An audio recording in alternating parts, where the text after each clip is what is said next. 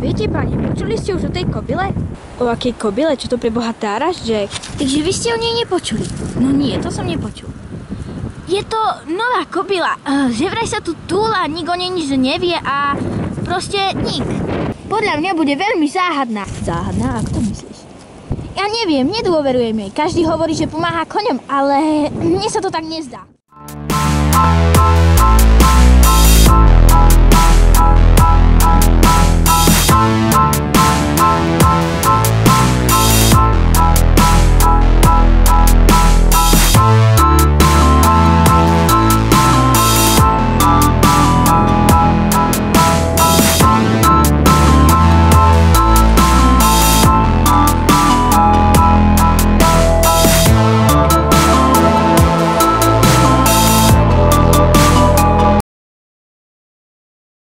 Viete, nemám rád nové kone a táto kobila mi príde strašne falošná.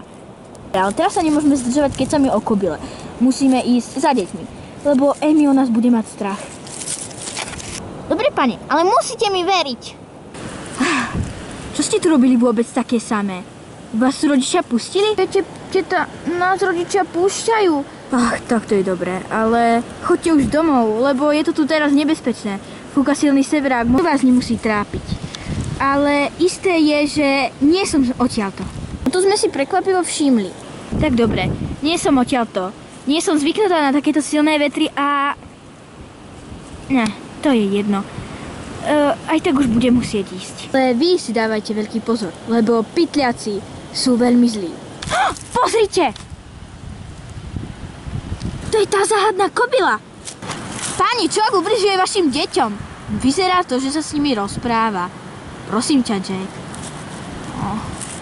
Ale... počkajme, kým odíde a potom pôjdeme pre deti. Tak dobre. No, ja už musím ísť. Ahojte. Decka, ste v poriadku? Áno, ste. Čo tu robila tá kobila? Kľud. Nič sa nám nestalo a tou kobylou sme sa len tak rozprávali. A povedala vám niečo o sebe?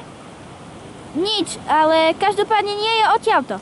No, to viem aj ja. Roca Jack, za to, že ju ešte nepoznáme, nemôže byť zlá. Tak dlho, kde sú tak dlho, čo ak sa aj Simonovi niečo stalo? Oj, mami, počuli sme, že si sa o nás bála. Bála som sa, to je jasné ale nič sa nám nestalo, mami, neboj sa. Aha, dobre. Potrebuje s tebou hovoriť ocino, tak my ideme.